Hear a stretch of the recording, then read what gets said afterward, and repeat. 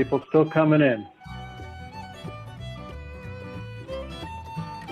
All right, well, thank you to the band for playing for us today. Maybe the band could slide back a little bit. All right, great. Good afternoon, everybody. I think we're going to get going here. Folks are still coming in, but everybody's time's valuable, and we got a lot to go over today. I want to put out a very, very, very warm welcome to the Russian River Friendly Landscape Program community. This community has expanded over the last 11 years, and it's really exciting to see everybody here today. My name is Andy Rogers. I'm Executive Director of the Russian River Watershed Association, the RRWA as we call it, and its member agencies, which I'll talk to about in just a second, are proud sponsors of the Russian River Friendly Landscaping Program and today's workshop. Rehydrating the Russian River watershed, moving towards regenerative landscapes, is a vitally important concept and objective, and many would say call to action. Today, as we all navigate evolving global health and climate crises, as well as economic and social headwinds, it's a thrill to see this robust and experienced attendee list. Love seeing the names on here that I recognize. RRWA staff and key agency partners, particularly Sonoma Water and City of Santa Rosa, worked closely with our workshop leaders to design this event to be thought-provoking, informative, and engaging. Kicking us off today, before we get going, are welcome messages from our RRWA, the Russian River Watershed Association Board Chair and Vice Chair. Welcome and hello. My name is Melanie Bagby, City of Cloverdale Council Member and Board Chair of the Russian River Watershed Association. The Russian River Watershed is split nearly equally in half by the Sonoma-Mendocino County line. My city is located just south of that county line in the southern portion of the 1,500 square mile watershed. I'm thrilled to be kicking off this timely and vital event for the Russian River Friendly Landscaping professional community. Now beginning its 11th year, the program has hosted standing room only workshops, trainings, and events that feature top leaders, scientists, visionaries, and doers like you. Today is clearly a continuation of that tradition. With the devastating and unrelenting climate emergencies we're all experiencing, particularly wildfires, floods, and droughts, I cannot overstate the importance of today's topic, rehydrating the Russian River watershed.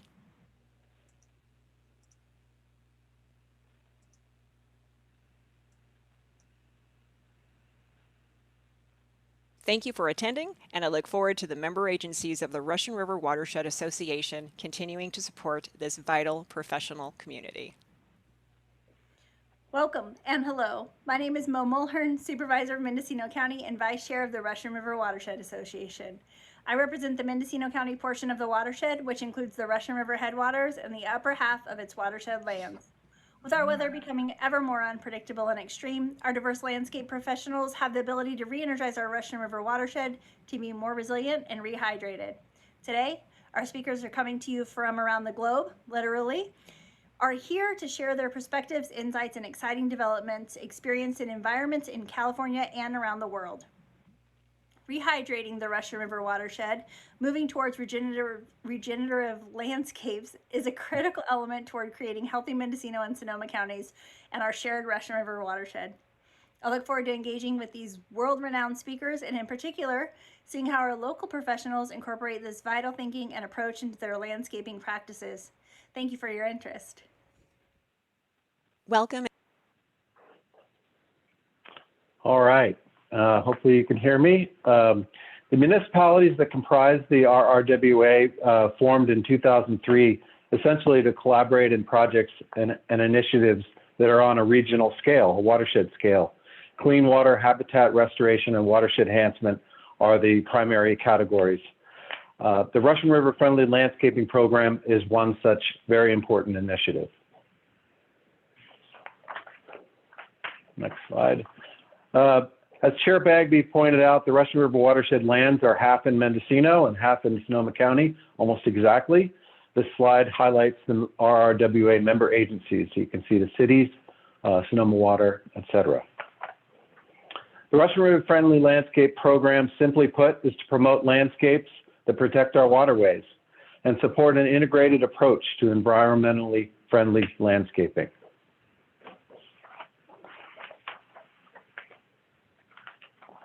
In 2010, the Russian River Friendly Landscape Guidelines were created. The RRFL, another acronym, guidelines were adapted from the San Francisco Bay Friendly Landscape Guidelines. The RRFL is a whole systems approach to design, construction, and maintenance of landscapes in the Russian River watershed. The guidelines are organized around 7 principles for protecting the environment, and they're listed here on the slide today, but many you will recognize as we'll be covering today: nurture the soil, conserve water, conserve energy, etc. Within the 7 principles are 53 practices and applications intended to provide examples and of thoroughly researched reference information. If you haven't already done so, I highly encourage you to visit the Russian River Friendly Landscaping webpage, where you can download the guidelines, as well as other at-a-glance references in English and many, many of them in Spanish. So please feel free to visit the page or contact us. And thanks again for joining today. I am really thrilled to be introducing our speaker and leader today, Ms. Didi Pershaus. Didi is the author of The Ecology of Care, Medicine, Agriculture, Money, and the Quiet Power of Human and Microbial Communities, and Understanding Soil Health and Watershed Function. Didi is a skilled facilitator who travels widely in North America and Europe as a speaker, teacher, and consultant. She brings together work groups with common goals to improve soil health, public health, water security, and regional resilience through simple changes in land management. She engages farmers and ranchers, policymakers, investors, and scientists in systems thinking. We're going to hear a lot about that today. She's board chair of the Soil Carbon Coalition and founder of the Land and Leadership Initiative.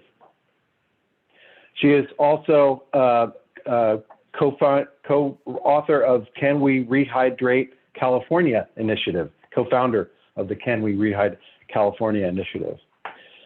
She's an independent trainer and curriculum developer for the United Nations Food and Agriculture Organization's Farmer Field Schools program and the Andhra Pradesh Community Managed Natural Farming Initiative in India.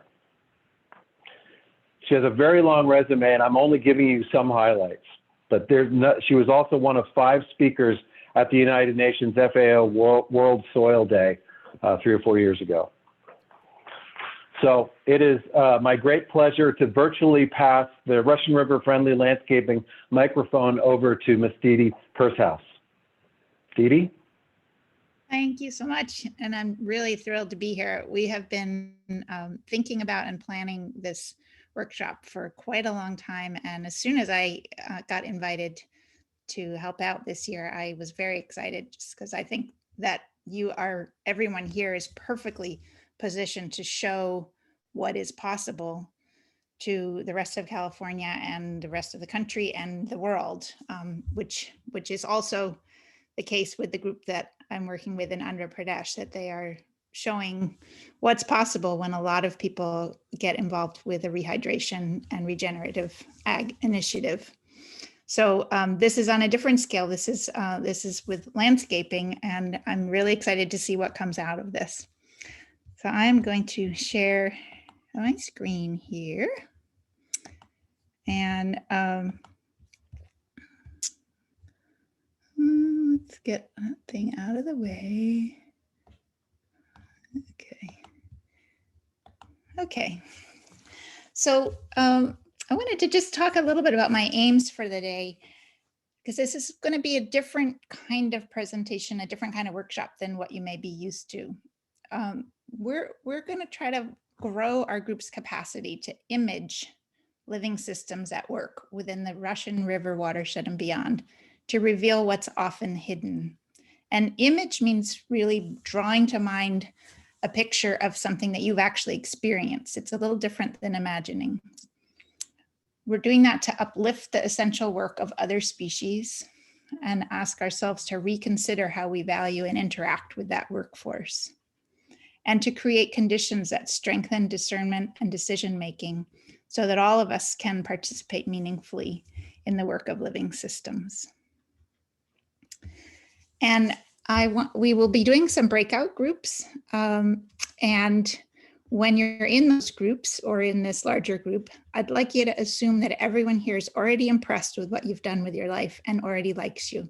We don't need to spend a lot of time on introductions or that kind of thing. It's really, we want to work together by sharing our experiences with the land. Don't accept or reject anything you hear in this workshop until you test it with your own experience.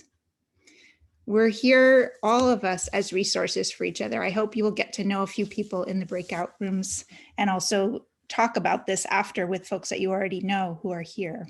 You can learn from each person here, not just today, but ongoing, if you know what you're listening for. There are no experts in life. Sorry. Everyone's intelligent. And my role today is to be a resource to the group as a whole, not to be an expert.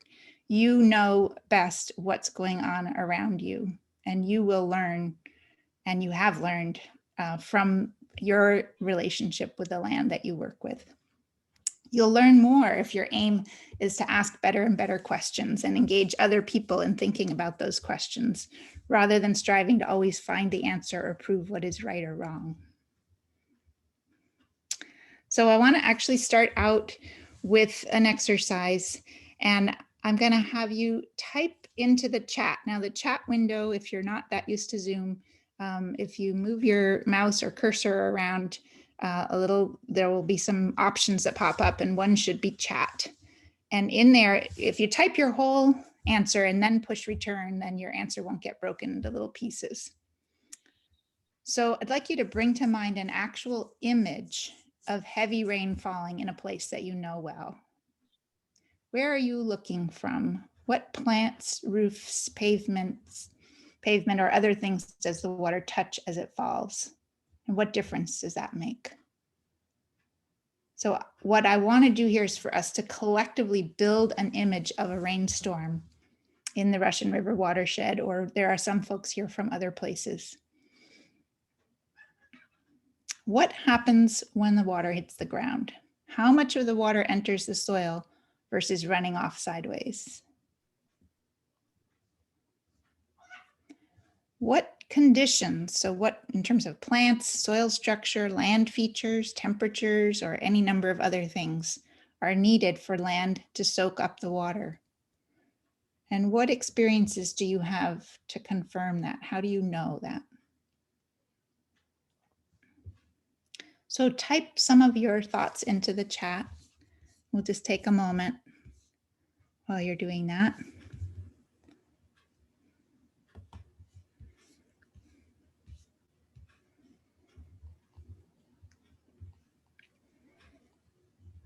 Don't be shy.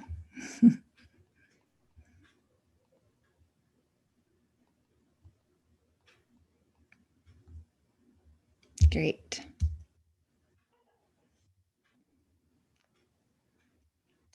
And I invite you to use your phone or do a screenshot of this slide, because we'll be going back to some of these questions in the breakout group. So just take a little snapshot one way or the other.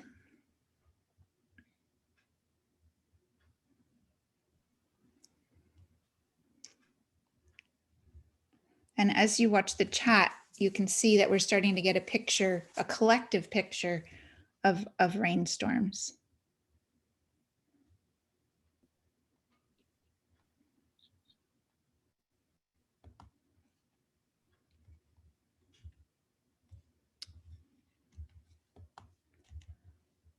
So now, next question, what happens to the water that is soaked up by the soil?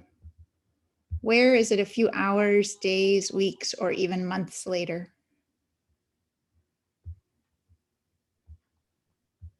And what happens to the water that runs off sideways? Where is that water? So you can, again, type some answers into the chat. Feel free to keep putting in stuff from the last questions too.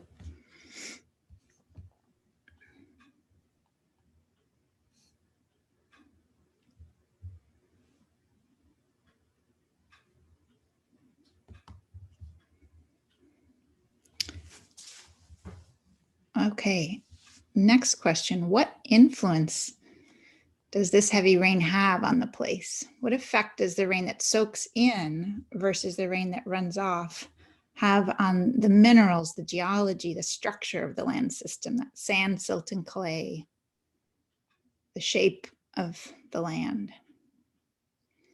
What effect does it have on the life, the biology, the species diversity? How about the physics, the temperature, the weather, the climate, fire risk or fire resilience?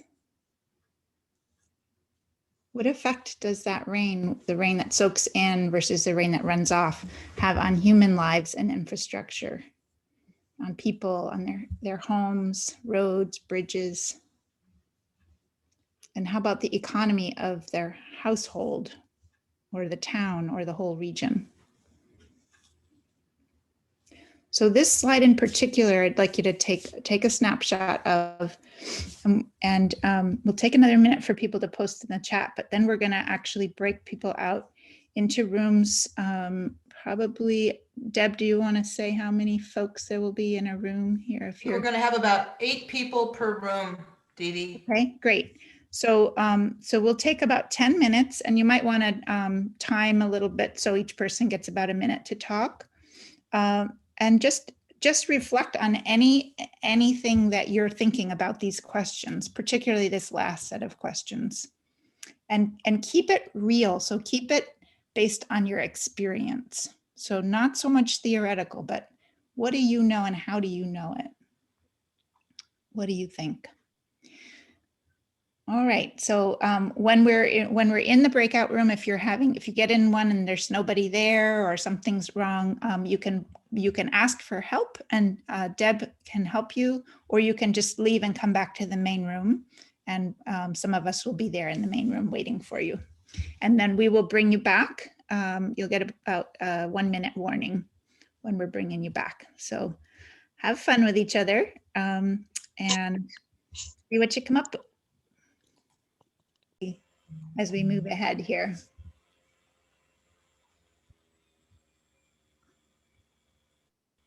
And again, we're building a picture of what happens together. Peter Donovan, in a recent webinar that we did, said it's not just about what you know, it's about who you know it with, which I thought was very profound statement.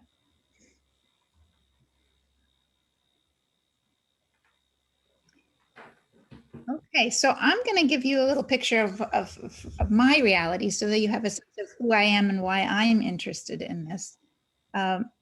This is my son's walking down a road that is actually part of behind a dam. It's owned by the Army Corps of Engineers, a beautiful couple thousand acres of with a river winding through it and multiple streams.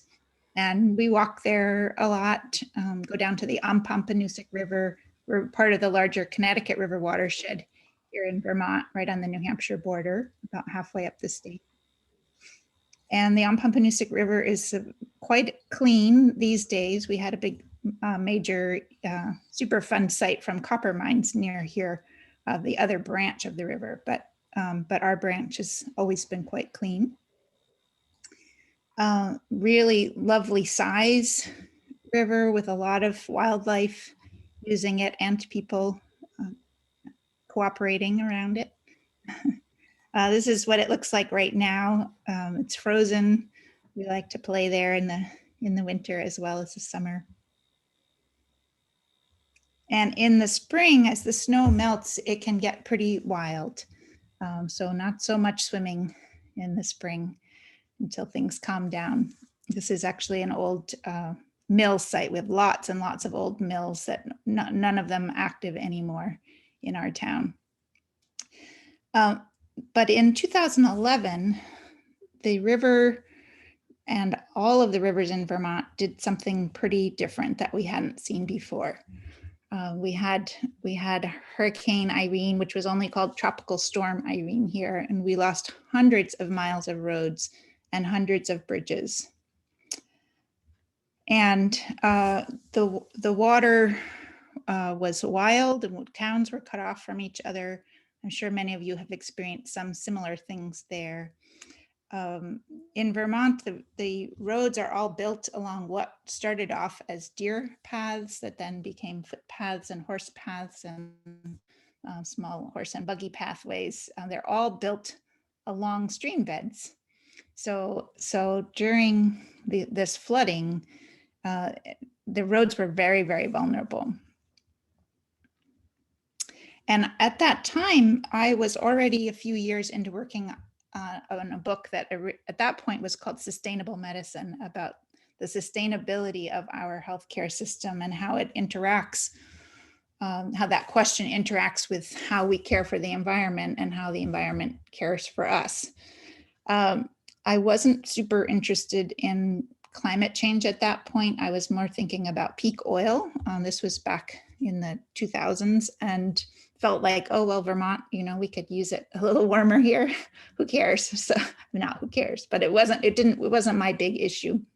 That flooding from Irene brought climate change front and center in my life, because I've always loved rivers and streams. I have always loved water. I've always loved playing in water.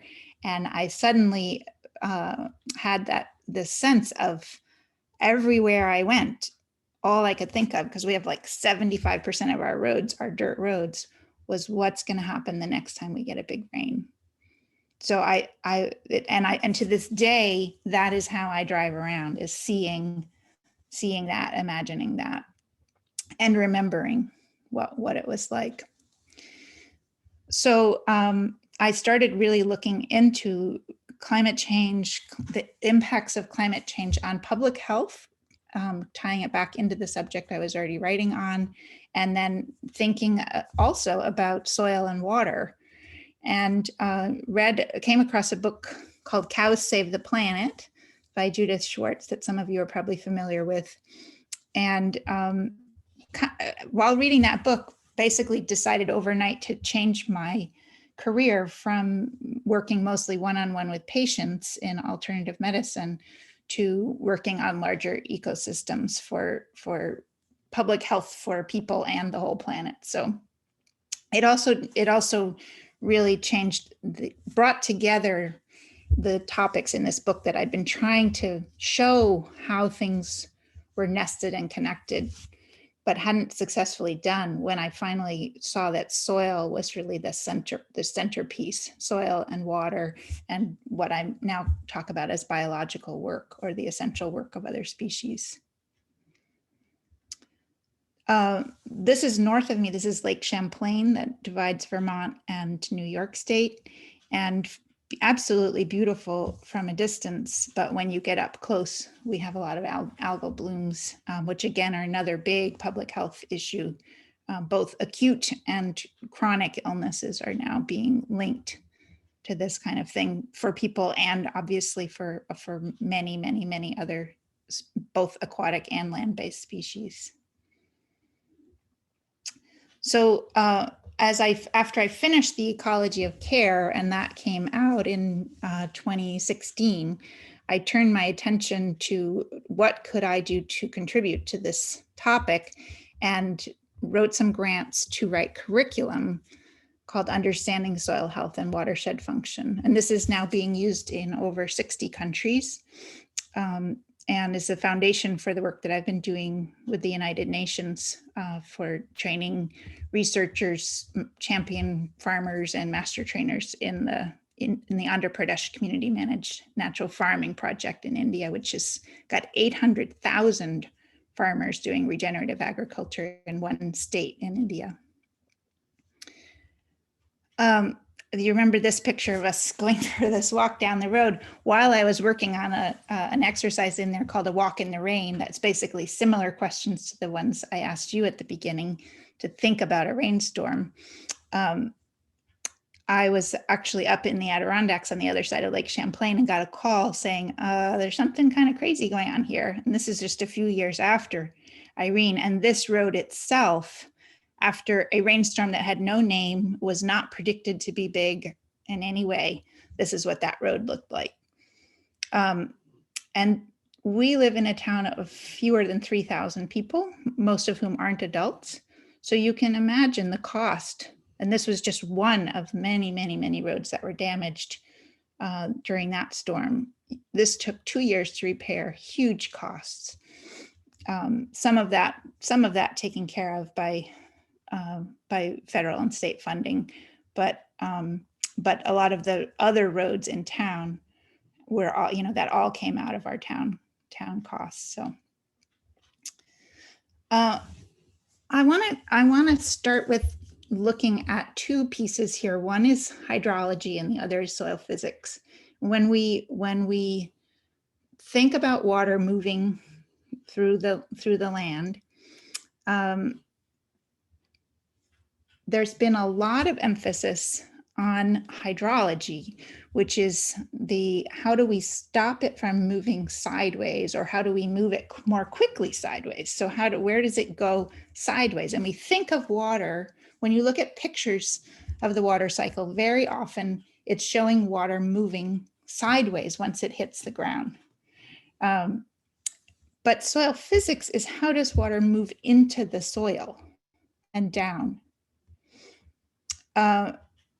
And John Norman, who's a close friend and colleague who wrote the textbook on environmental biophysics from University of Wisconsin, he told me that, and he has put these together in his work, but he told me that the academic departments that deal with hydrology came up with certain models, and they study everything that happens kind of above the soil. And the soil physics folks came up with their own models studying everything that happens below the soil, but neither one of them deals with the soil surface because it's too close to the other one's discipline.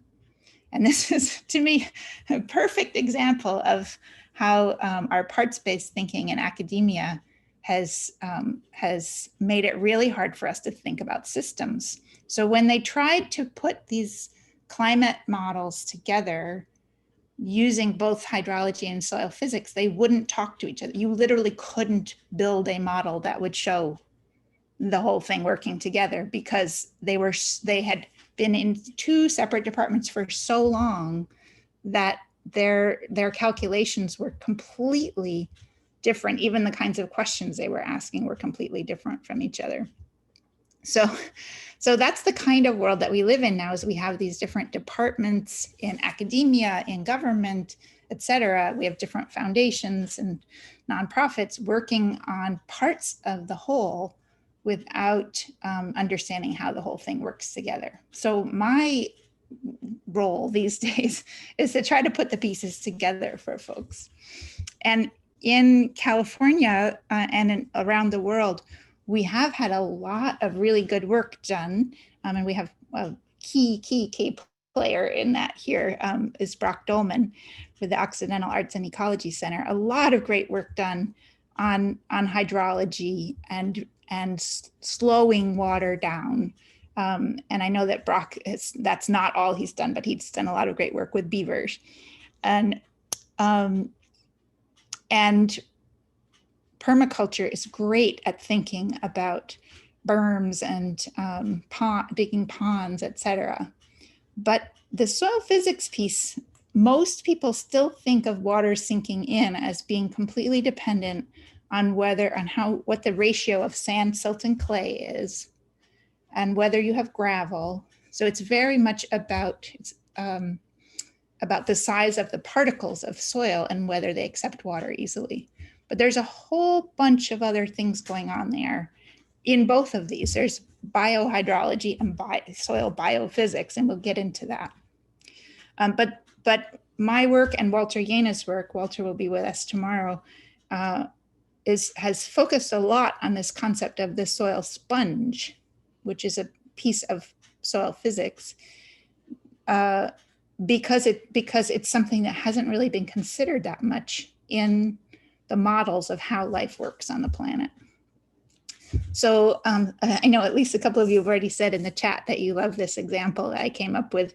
I came up with this when I was trying to figure out how to explain to everyone from kindergartners to Wall Street investors to diplomats at the UN what I was talking about when I talk about the soil sponge. And so I take a plate of flour to represent the sand, silt, and clay, just the broken down rocks or mineral particles, and then a plate of bread to represent the soil sponge. Let's see if we can get this to play here. So, so I'll poke some holes in a cup and pour some water in to make a rainstorm and see what happens when we rain on just soil particles that don't have any biology acting in them. And anyone who's done any baking knows that the water's going to run off the top. Nothing's getting down to those plant roots in there. There's a lot of erosion happening. The waterways are now filling up and silting in, which affects all kinds of things like nuclear power plants and water pumps and aquatic life and other things.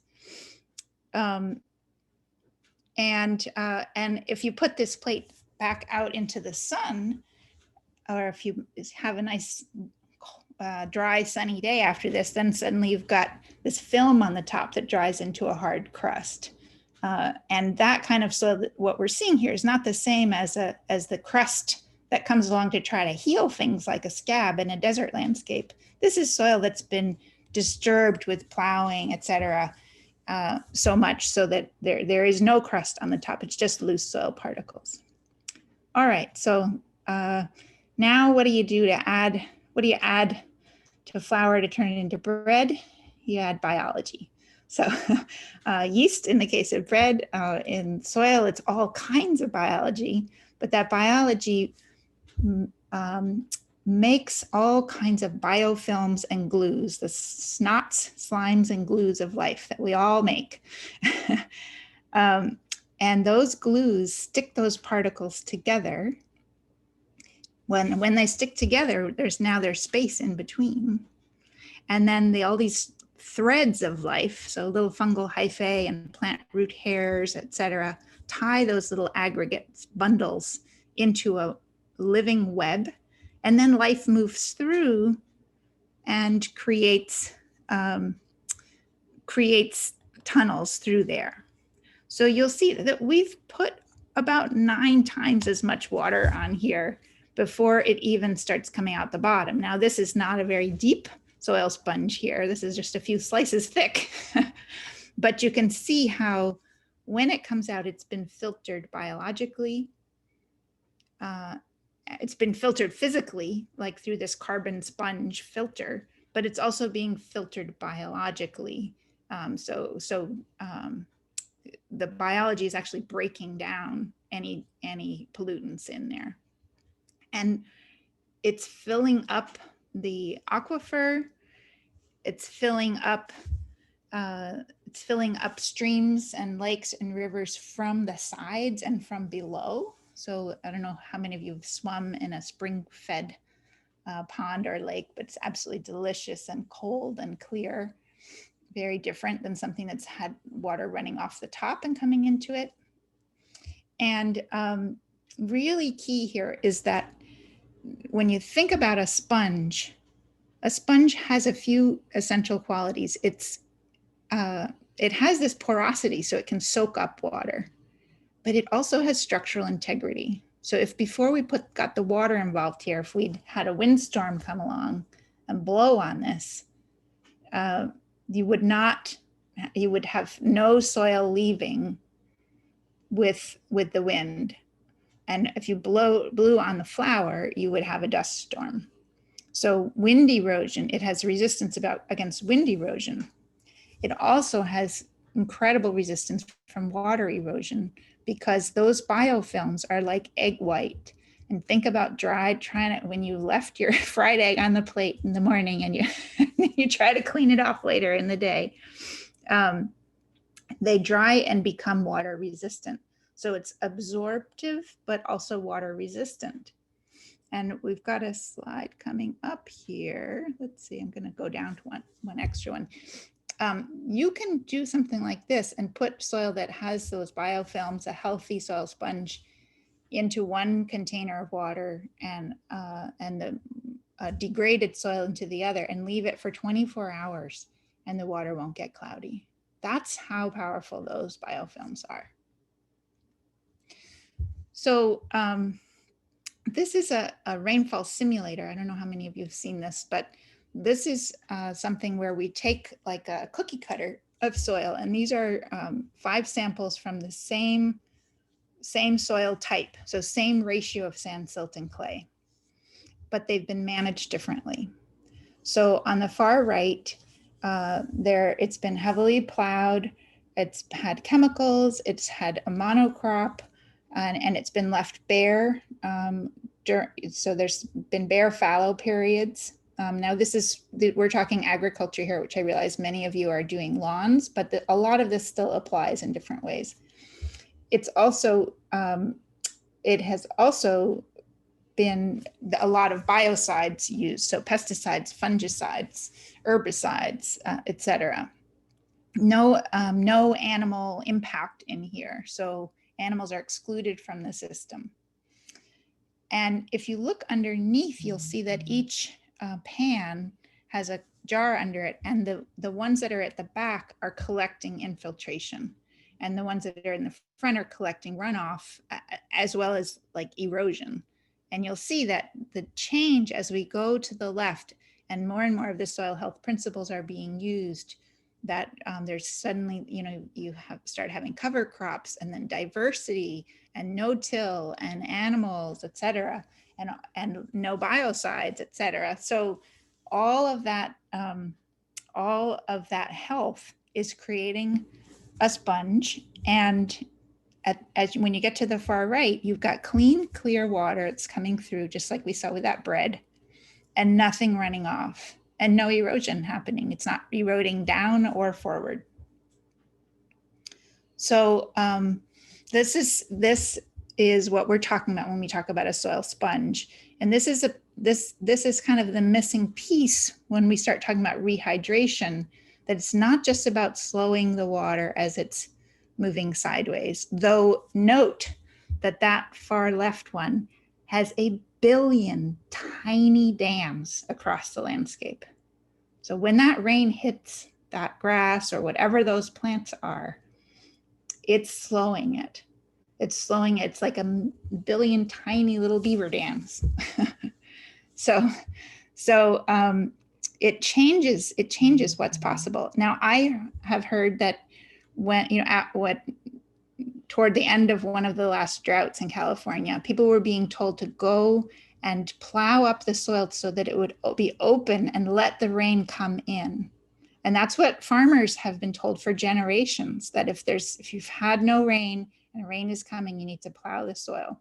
And there's a little bit of truth to that, in that if you have a big crust, that may be helpful, but long-term, that is completely the wrong approach. Because if you think about that bread, what would happen if you put the bread in a blender? All of those pores are going to collapse, and all of those structural pieces that are holding it in place and holding those pores open are getting broken. And the life that is constantly rebuilding that sponge is getting killed off. Didi, I had a clarifying question from the chat, which was about that it being a wonderful image with the flour versus the bread, but wondering how the complexity of soil might change that with the different soil types, which react differently to rainstorms depending on their individual minerals and components. If you could speak a little bit more to that, that would be wonderful. Absolutely. Yeah. Thank you. That's a great question. And what's really interesting is that when you add biology to the system, in a sandy soil that typically would let the water go through too quickly, so it wouldn't hold it at the plant's root zone, that organic matter, those biofilms, those root hairs, etc., actually slow the water down just ideally enough to hold the water where it needs to be. And in a more clay soil, it's going to actually open it up so that the water can flow down. So it tends to be a moderating influence on water. And of course, every soil is going to do that at a different rate and in different ways. And that's where I say, there's no experts here. You're going to be the expert on the systems that you're working with. You're going to learn through observation what works, and what the pace is, and how long you can expect for things to change. And then of course, every year is different, right? So, when the rain comes, what the different plant families are that are there, how the soil was treated before, all of that impacts it. But what we do know is that those soil health principles basically work in any system. Those are principles, not best management practices, because they are so applicable everywhere. The management practices are things that each person, each place will need to figure out of how to apply those principles. But if you look at how nature grows food, nature grows lots of food, it's just not all for people. Those principles are in effect pretty much everywhere. That there's very rare that nature wants bare soil. The bare soils that we know of are usually the result of human mistreatment of the land. So even places like the Sahara Desert used to be lush green landscapes. So, okay. This is the soil sponge up close, or one little piece of one soil sponge. This is taken by Walters and my colleague Phil Lee in Australia, who has wonderful photographs. We'll see a few more of those today. And you can see that the pores, you can see those little fungal hyphae that are really crucial pieces of making this all work, that are sticking those pieces together. And Walter likes to talk about this as cathedrals underground. And I like to say it's a sacred space. This is where all of life is happening, in the nothingness and the emptiness that's underground. And there are lots and lots of ways to test what the soil sponge. The simplest thing is to just take a small spade or shovel and look what's going underground. But another simple way is to do water infiltration testing and see how long it takes for water to move into the soil. And that's one way that you can track over time whether things are going in the right direction. Okay, feel free to type some, I'm gonna stop share for a minute here so I can see you all. Feel free to type any reflections in the chat. We'll be coming back to this, but I wanted to take a little stretch break. And I also want to welcome people. It's fine while you're listening today to get up, stretch, move. For a lot of us, especially those of us who work with our hands, we learn better when our bodies are involved. So, so bring your body into this, and don't worry if you need to get up and move around or fold laundry or whatever. So, so we'll take a 2-minute break, and we'll see you back here in a minute. And if don't bring us with you into the bathroom.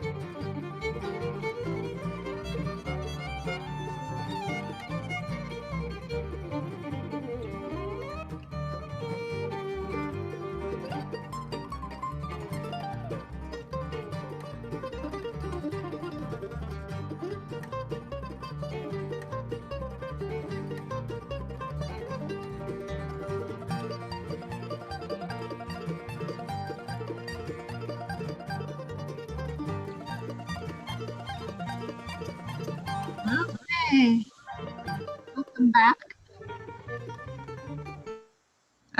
Deb has requested that I show you what's going on outside my house here. So this is my view today. We're right in the middle of, we're just at the end of a snowstorm. So quite beautiful out. Hope you could all see that all right. We've got blue skies here in Sonoma County after some rainstorms, Didi. So Lovely. very different reality we're experiencing together. Okay, let me get my microphone back here.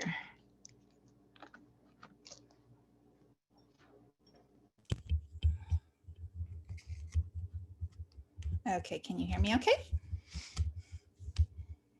Yes, we can hear you great. Welcome back, everybody.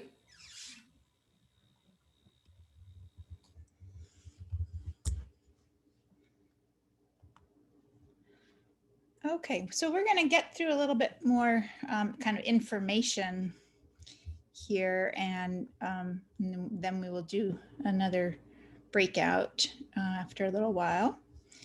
But again, feel free. We're not going to do a lot of Q&A today. There may be some clarifying questions like the one that was posed recently. At the end of the day, I'm going to invite people to, especially to write down what new questions you have, because one of the great ways of learning is learning to frame better and better questions. And we will take some of those questions as a way of knowing what people's specific interests are for tomorrow. But that's different than like being the expert and everybody wants to know exactly, you know, what would you plant, what would you do, what would you, et cetera. That's for you to continue learning together as a community. And I like leaving some questions hanging at the end of the day so that you go off and think about them for the evening, see what you think before asking what someone else thinks. So have a little piece of paper next to you and start keeping track of what your big questions are, that we can post those at the end of the day. Okay. So we've kind of got into some of this, but let's go through a little bit further. Why should we care about the soil sponge? Drought protection is huge here, and we will actually come back to this slide a little later, but this is a fence line photo in the Karoo region of Africa, where holistic planned grazing has been used on the left side. They're both sheep farms. They're just, the animals have been moved differently on one side or the other. On the left, they've been moved to mimic nature. And you can see that it is possible to have a completely different response to drought on one side or the other of a fence, but depending on how you manage the land. This is for a variety of reasons that there's this drought protection, and Walter, I think, will get into some of this tomorrow, but creating that in-soil reservoir with the soil sponge is huge. Local water cycling so that the water that's there can actually come back around again is another piece.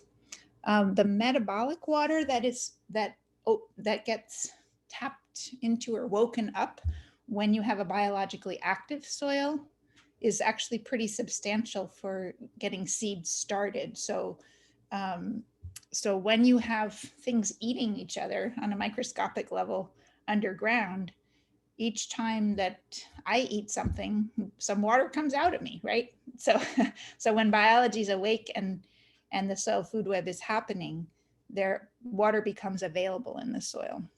The fungal, one other thing that's not on this slide, but the fungal hyphae, the mycorrhizal fungi, can go find water that is kind of like stuck to the side of your glass. You know, like if you had a straw, the plant root's a little bit like a straw that can drink the water right down to the bottom of the cup, but it can't get that water that's sort of stuck to the edges of the minerals. So the fungal hyphae are a little bit more like sticking a paper towel in the glass rather than sticking a straw in the glass.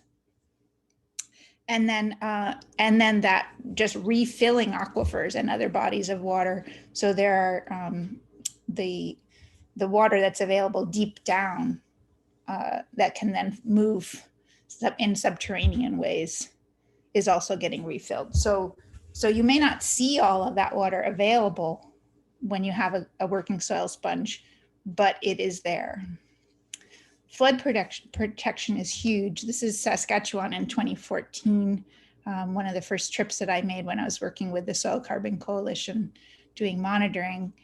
And all of the farms there had been flooded and they were just soaked with mud and seeds were rotting in the ground. But the places where they were working on growing the soil sponge, and this is, in this case, they had taken land that was very poor condition farmland that had been plowed and monocropped and turned it back into holistically managed grazing lands.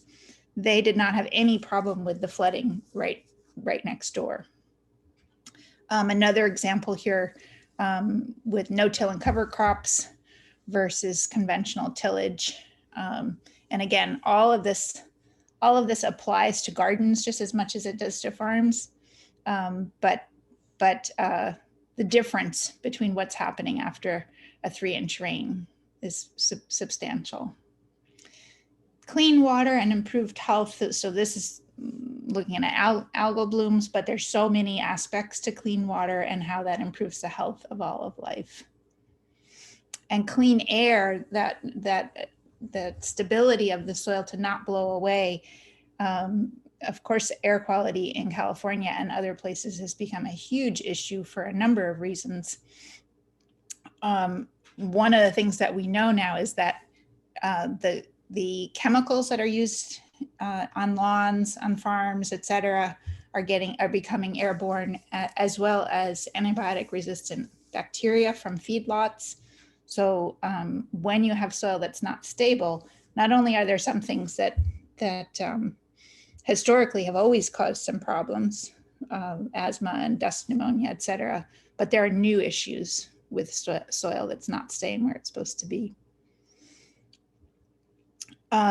Biodiversity in a well-managed landscape, in order to grow a sponge, you really do need diverse plants growing together at the same time. We're learning more and more and more about how that diversity improves communication, learning, health, et cetera, of everything in the system. The cooling of soils. This is the same spot, same day on the place where there are cover crops versus none. That's really substantial in terms of the health of what's going on underground, but also that heat is also getting reflected back up to people, so and other life. And the cooling of the air around the plants is substantial. So something called latent heat flux.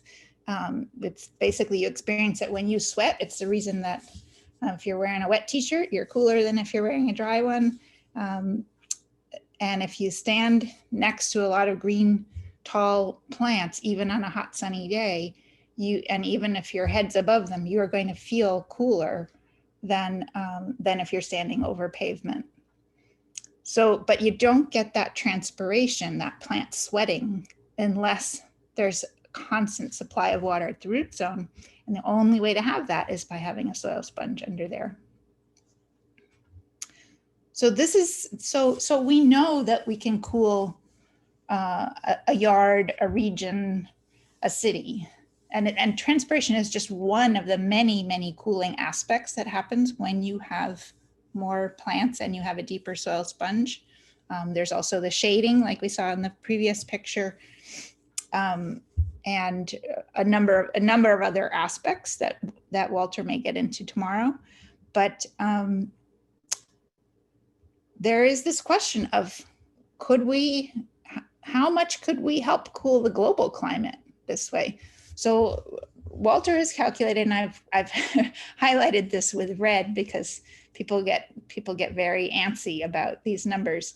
This is thinking hypothetically or in theory that as little as a 5% increase in transpiration worldwide through increased leaf area, increased acreage of transpiring green growth, increased length of the green season, which is huge in places like California, could hypothetically be enough to quickly and effectively cool the planet and offset global warming just through the latent heat flux effect.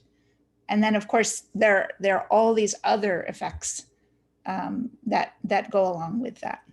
And John Norman, who I mentioned earlier, ran those numbers through just a model quickly to see it was that right, you know, in the good general number. And so he said, well, you know, we're not going to affect every landscape. So what if we just look at agricultural land?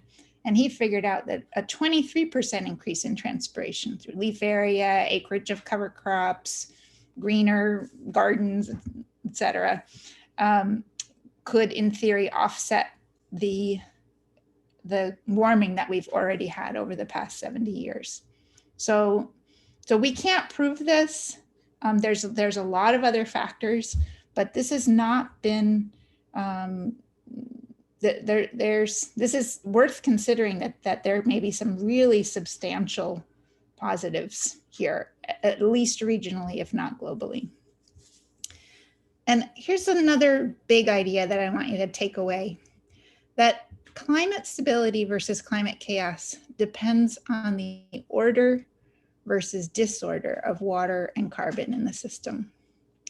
So when we think of CO2, of a forest fire, and fire is basically photosynthesis in reverse.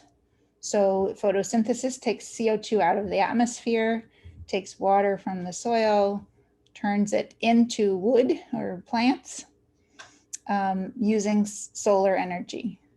And in a fire, you are reversing that. You are, I've got a fire going right here. I can see that sunlight energy making light and heat coming off of the log that's burning.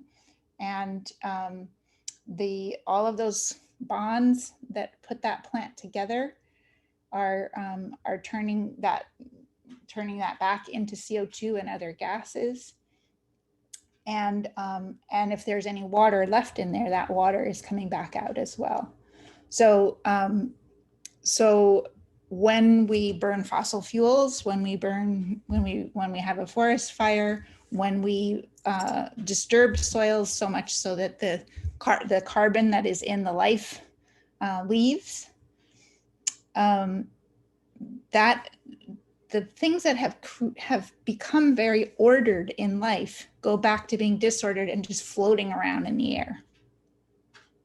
Similarly, when water is in life, water is doing something. But water in the atmosphere, if it's just water vapor in the atmosphere, that's actually a greenhouse gas. And a greenhouse gas is a good thing. If we didn't have greenhouse gases, we would be frozen. Okay, so don't think, oh, we got to get rid of water now. we need our greenhouse effect in order to live on this planet. It's just a little too much.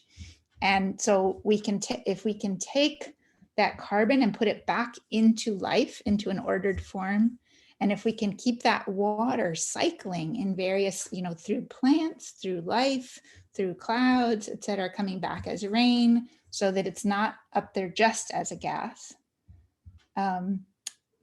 that's how we get climate stability. And life knows how to regulate those things. So plants, animals, the soil sponge, all of those living systems are very good at regulating the climate. But random molecules of CO2 in the atmosphere don't know how, there is no intelligence there, some may argue with me, that don't know how to regulate the climate. You need a plant to take it back in to do that.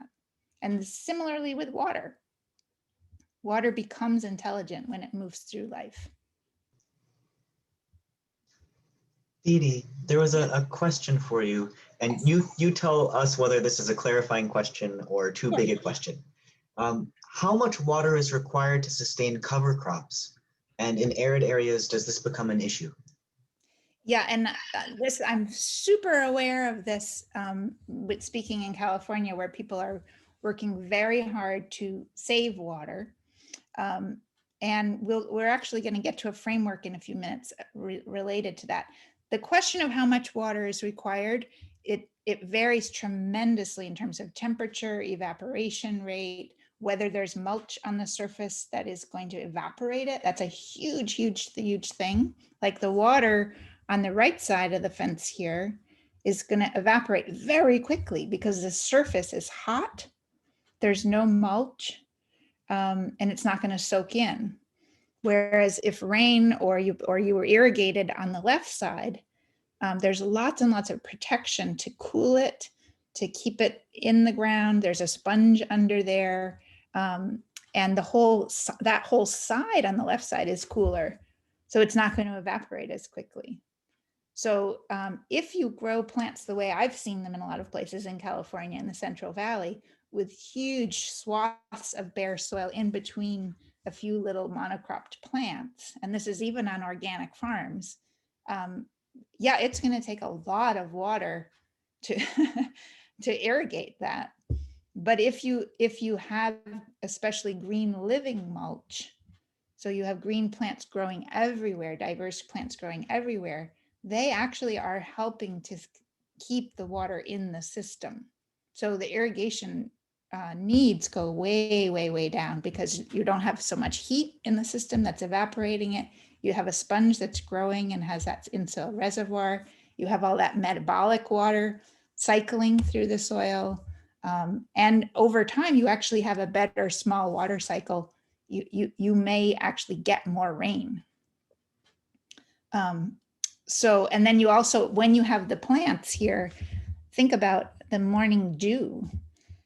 So if you have, if you, all of those complex structures are actually capturing tremendous amounts of water that then runs down the plant and helps water it. So a lot of that is not taken into account when people start saying, oh, well, we can't possibly grow cover crops, or we can't possibly have a lawn here because we're trying to save water. Well, that's a very short-term view of a living system. Great question. And I knew that one was coming at some point. So good to get it out there right off the bat. Okay, so this is a huge question, but what is wrong with California's water cycle these days? And how did it get that way? And why do those issues persist? So let's take a couple of quiet minutes to just type some thoughts into the chat. And as I said before, when you hit return, it posts it. So try to type a complete answer in, because if a lot of people are posting at once, we'll just get a piece of yours and it'll get interrupted by the next person who hits return.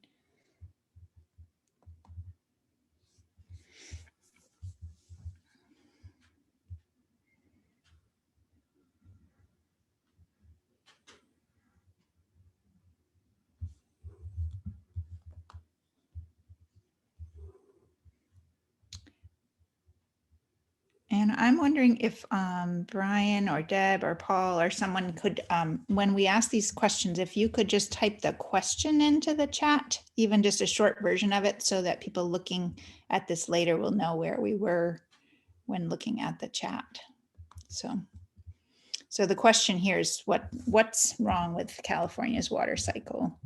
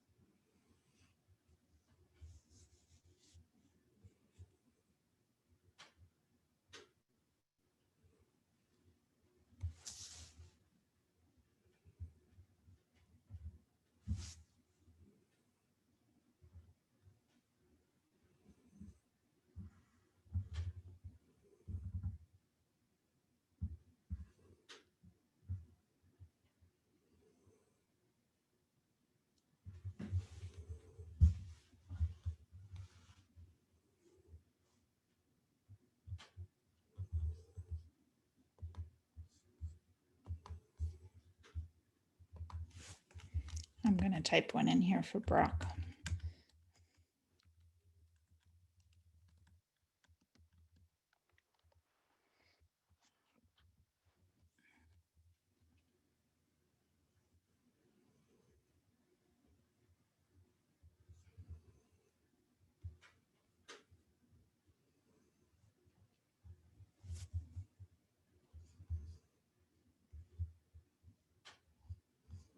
Great answers coming in here. I'm enjoying reading this.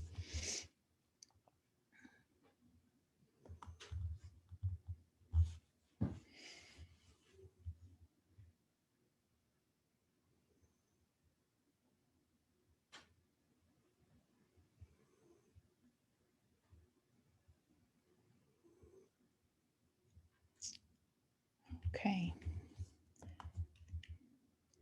So I want to share a framework with you. This is from, I've learned it from Carol Sanford in her Change Agent Development Program. Carol Sanford is a wonderful author and teacher. And she talks about 4 levels of seeing a living system. So 4 different views that we can look through. And I just want to say, we all are prone to most of these every day. This is not like I got to this spot and now I'm there. So this is a way of checking our decision making, checking our thinking, noting while we're having a conversation, what level is the conversation at, and also checking policy and decision making in a project as to where are we intervening here, and is it at a level that we want to be at. So the lowest level, if we want to look at it that way, is extract value. So and this could be about a landscape. It could be about a community of people. It could be an ecosystem, a watershed, etc. But extracting value is what it sounds like. Is how much can I get out of this? And that could be any number of things, but often it's looking at finances. The next level up would be arrest disorder, or like stopping bad things from happening. And a lot of great work is happening at this level, but it's pushing back very often against that extract value level. So it's so drawdown, right, is like too much carbon in the atmosphere, we have to draw it down. So it's like stop the madness. Lots and lots of other examples, but it's very often kind of a parts and pieces based initiative of that we have to stop this thing from happening, stop the pipeline, stop that. In many ways, organic agriculture, even though I eat only organic and there's tremendous good things about it, but organic has become we don't use pesticides thing, rather than we are working within a whole living system. So especially the kind of big ag organic is just about not using pesticides, and super important, but not necessarily a hugely broad view. The next level up is the do good way of looking at a living system, which is intervening and trying to feed hungry people, shelter the homeless, etc. Again, tons of good work, important work happening at this level. An issue is that my idea of what's good may be different than your idea. And also that a lot of the funding that goes into this is a lot of nonprofits working at this level and foundations. A lot of the money that's fueling this comes from that extract value way of working in a system. So it may not actually, in the long term, it may not be getting at the whole, what the whole needs. It's kind of becomes circular. Oops, wrong direction. Don't want to go that way. Another level that we're working from here today, I'm hoping, is regenerate life. And if we try to look at a system that way, like how do we regenerate more life here? It's quite different than any of the levels below. And the effect of our decisions, the process of our decisions, what we need to understand in order to make a decision changes. So, and it's worth checking. So when I decided, when I was on the Conservation Commission here in Vermont, that honeysuckle was taking over Vermont and it was a bad plant, and that I wanted to get out there and cut it all down. And even if we had to, did we really have to use pesticides? We might have to use an herbicide for it. I did not understand that what will grow in an area is what can grow, and that things that we call weeds or pests are often the only thing that can grow, and that these plants come in because they are like the first responders.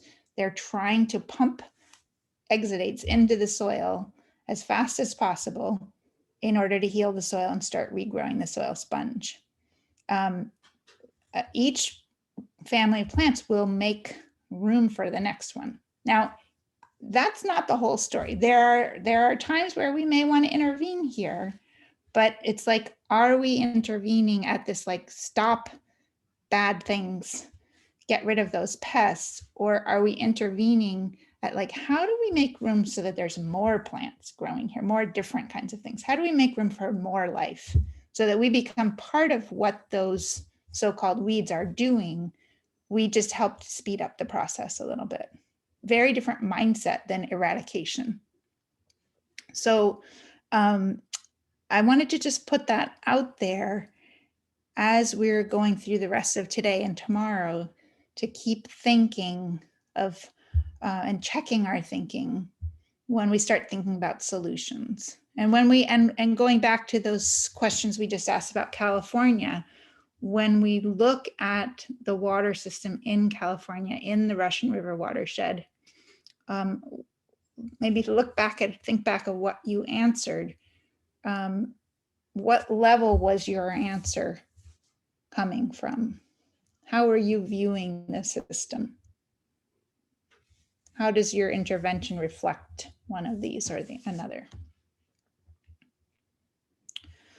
So one thing that I like to talk about is that, which we've kind of gone through here, the soil sponge is this foundational infrastructure. It's a living matrix that's foundational infrastructure that actually makes life on land possible. And all successful human economies and societies and health and well-being and happiness are by nature nested within it and depend on it. So in order to regenerate life, we really have to include the soil sponge in our web of caring, or in our land management decision-making, in our designs.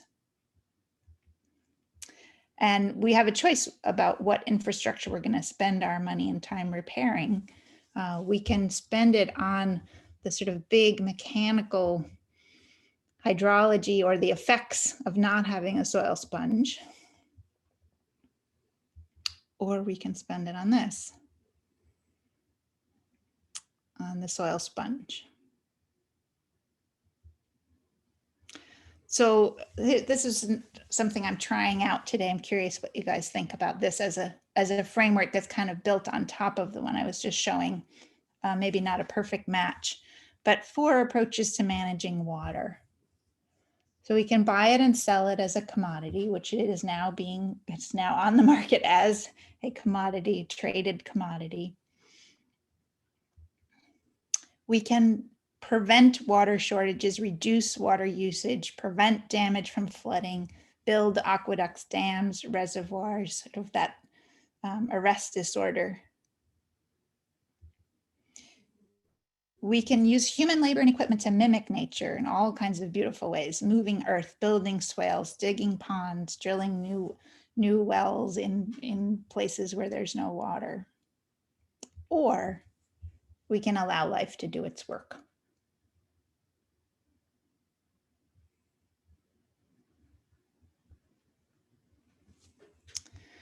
All right, well, I'm going to leave you with that thought for a minute, and we'll take another 2-minute stretch break. Feel free if you want to type any reflections into the chat if you don't need to get up and move, but I recommend getting up and moving if you can.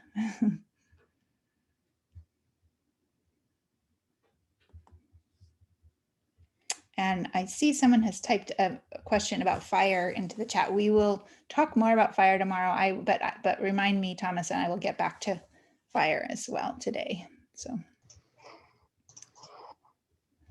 hugely important.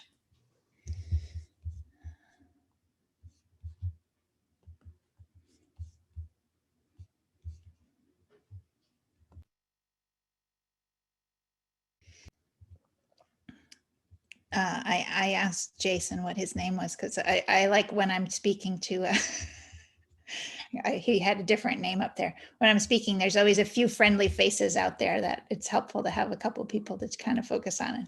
It is a very good nodding along, and appreciate having real people out there. Webinars are very unnerving because you can't see the people. So I usually request having a meeting where I can see who's out there as an extrovert. Okay, let's see. I'm gonna try. So let's talk just for a moment about fire. Walter talks about two different ways of talking about fire. One is fire versus fungi, and fire versus fungi. The idea is that there are two different big families of fungi that we talk about. One are the mycorrhizal fungi that are symbionts with plant roots that are help more life to happen directly. So they go out and find nutrients for the plant. They find that hidden water. They communicate between plants and with the plant to get exactly what the plant or the forest needs. So healthy plant communities really rely on mycorrhizal fungi. And when you use a lot of fertilizers or biocides, that makes that, or if you disturb the soil too much with rototilling, et cetera, then those fungal hyphae get broken to pieces and or killed off, and you don't have that health for the plants. So having healthy plants means that they are less prone to drought. They are less prone to insect pressures, the kinds of things that we're seeing with climate change. And so you have less dead wood in the system. So, so that is one aspect of fire versus fungi. The other is that those of you who've been here in Vermont or in New England or other, or for that matter, like the rainforests in Seattle, in a system that that has a good soil sponge and has a lot of saprophytic fungi, which are the ones that decompose dead wood.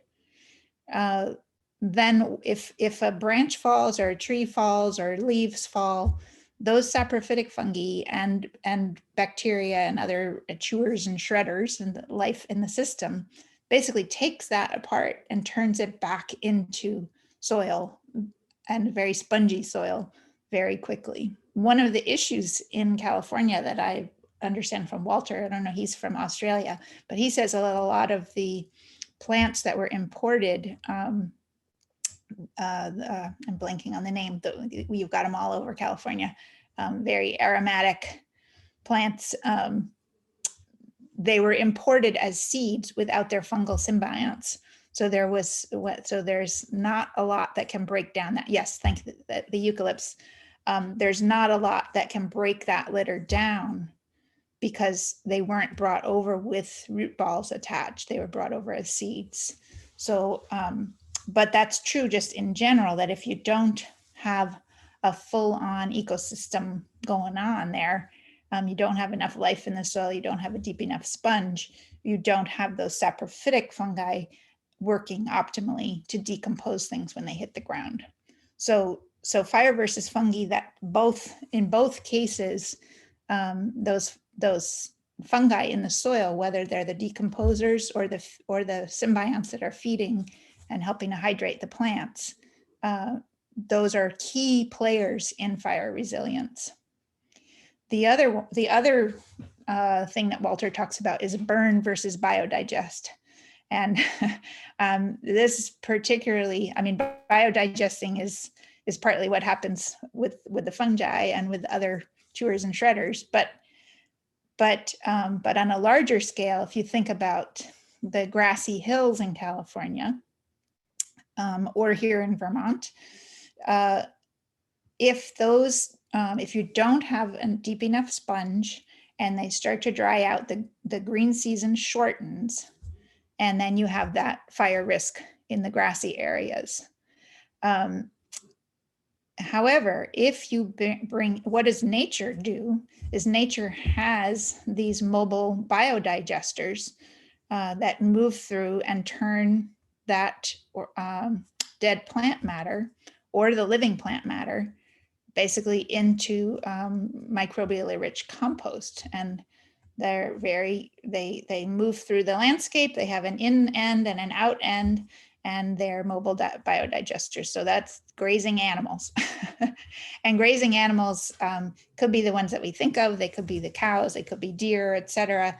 But the insects are also grazing animals, right? So when you have a good insect population, a bird population that comes through and eats a lot, that is turning that plant matter into really, really enzymatically active, lots of hormones, lots of microbes, etc. That's waking up the soil biology, that's just giving this big kickstart to the whole system. So those are that burn versus biodigest and fire versus fungi are two ways to remember some of what's needed in a fire landscape. Another big piece is the windbreaks, and wind I know has been huge in the California fires. And unfortunately it's kind of a feedback loop. So when we lose more trees, there's fewer windbreaks, but just to keep in mind that anything that can slow those winds down that you can do biologically is going to be useful. So Walter will be talking more about that tomorrow, and he is in another fire-prone landscape. I have to say, last August here in Vermont, we had the beginnings of a drought, and I was just kind of took my breath away because it's such a moist area. Usually we just deal with, mold and rot, and you have to pick your firewood up practically the day that you cut it down.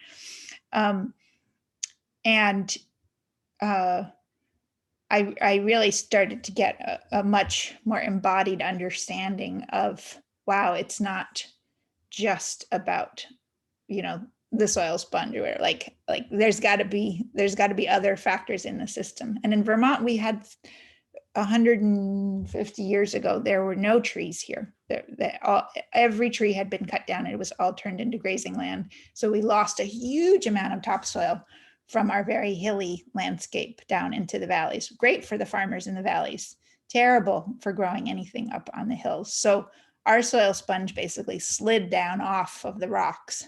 And that's some of what we're facing here. So it just doesn't go very deep. And I know that England and other places in Europe are dealing with something similar.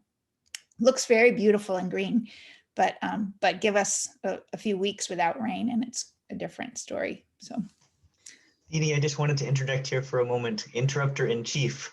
Might be time to start the breakouts pretty soon. Yes. Okay. Great.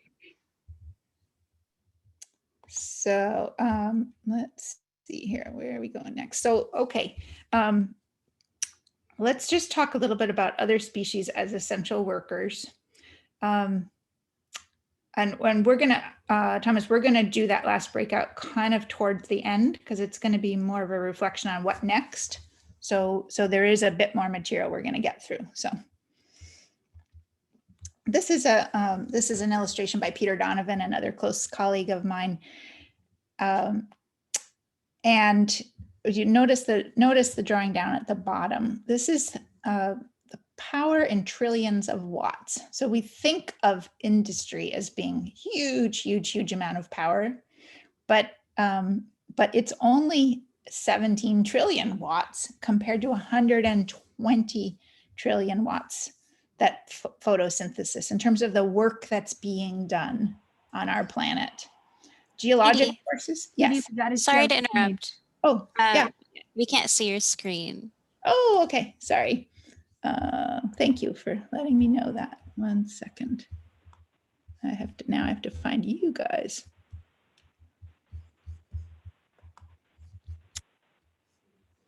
Okay, here we go. Thanks. Yes, it's a lovely picture. I'd hate to have you miss this. So thinking of other species as essential workers, which is an article that I wrote recently, this gives you a sense of like just plants, how much work they're doing in terms of moving and changing things. And a lot of that is that leverage on the water cycle that plants have, because then of course water does all this other work in a landscape, that some of which we've learned to tap into. And the geologic forces there that are actually even also more than industry are things like the continental shifting of the plates, et cetera, or volcanoes. But photosynthesis and microbial work, and even the work of beavers and other animals and grazing, it tends to not be very flashy, right? There's no fire, there's no smoke, there's no noise. So it becomes this hidden work that we don't appreciate, we don't calculate it into our economies, we haven't figured out what currency to pay for that work and what's meaningful.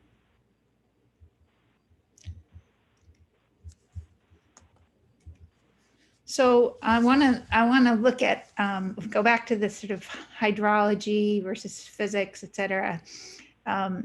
If we start thinking about the biological work here, what are the hydrological engineers doing on a macro level? So we have things like, in terms of water movement across landscapes, we have beaver dams, we have trees that just drop sticks and leaves, et cetera, into dams.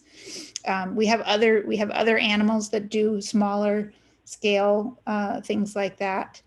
And then on the micro scale though, and this is not quite micro, it's sort of meso, but what I was talking about before, that plants having millions and billions of tiny dams across a landscape to slow water from moving sideways.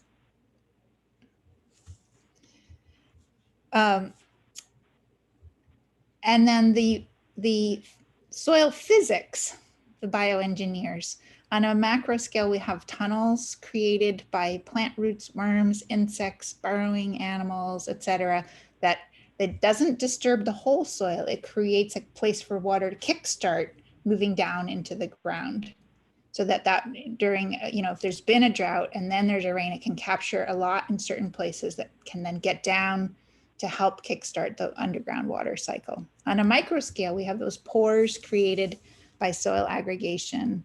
We have that structural integrity of the biofilms and glues and threads. And then we have atmospheric physics here. So, and the work that's done there, that the plant transpiration leading to latent heat flux and cooling, the low pressure zones that creates, which then pull water in across from the coast and from other places to bring rain to where it wasn't, which is part of how we lose the rain in the Central Valley, is that we've lost the connection from the coast across to the Central Valley by having so much bare soil. And these are just examples. These lists are much longer than this. On a micro scale, biology creates condensation nuclei both for cloud formation and for rain formation. So to make something heavy enough to fall as a raindrop, you need either salts, which are produced by biology in the ocean. You need ice crystals, which biology plays a role in those as well. or you need microbes that go up with the transpiration stream, with that water that's turning into water vapor, leaving the plants. And the microbes move up and actually can take a cloud and attract enough water into droplets heavy enough to fall. So those are the only ways to make rain, unless you send up cloud seeding materials. So, so biology needs rain, but biology also makes rain.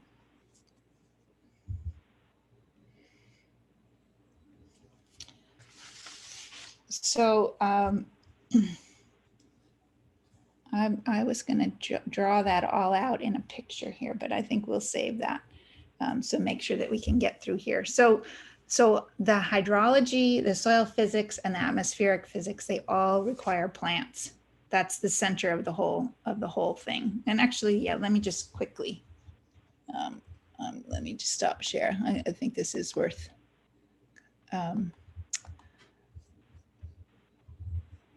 because I think having kind of an image of what we are going for is really helpful here in terms of having a framework that we're looking at together.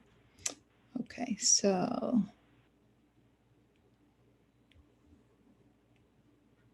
sorry here. Oh.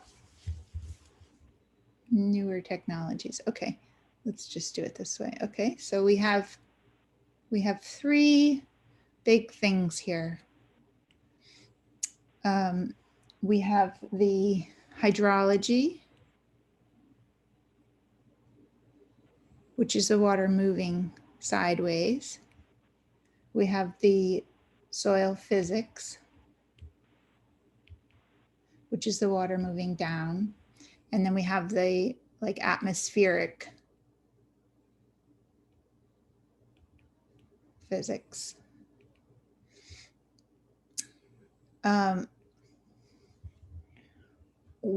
With the, sorry, I'm getting trouble. Okay, there we go. So with hydrology, we have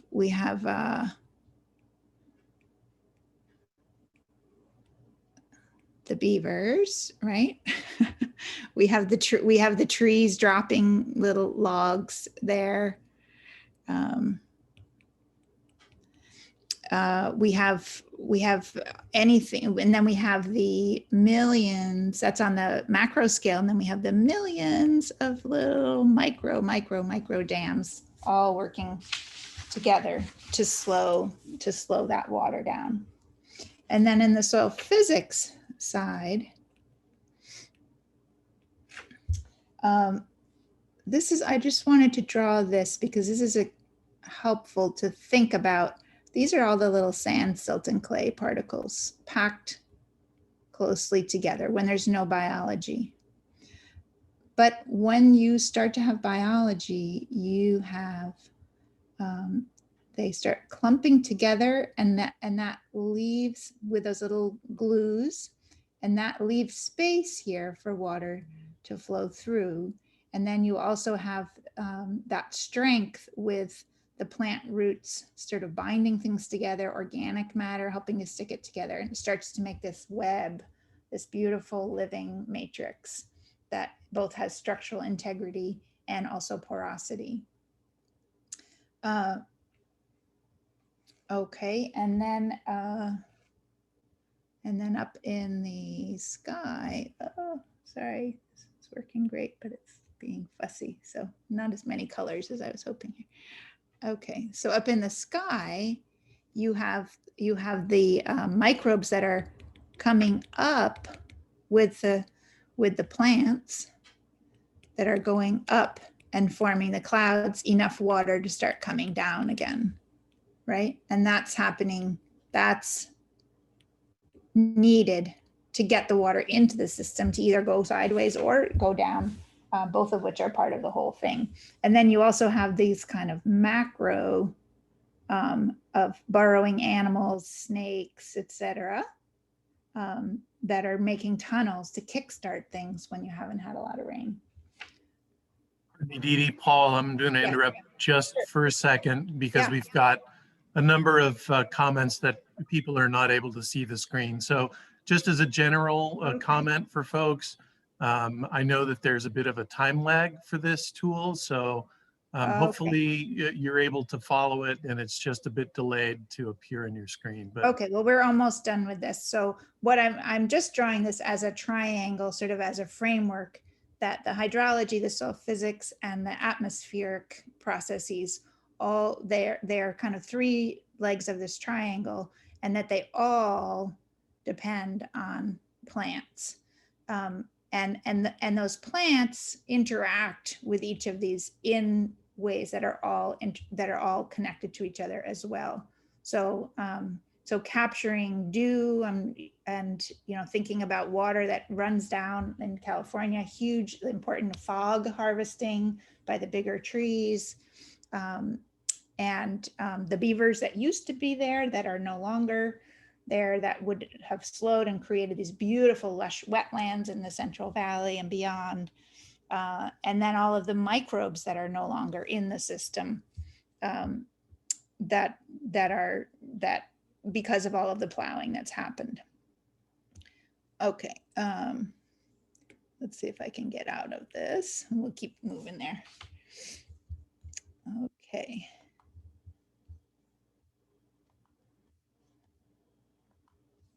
Thanks. I have some very wonderful interrupters in this. That's great. Okay. So what do plants need to grow? If everything's depending on plants, well, they need CO2.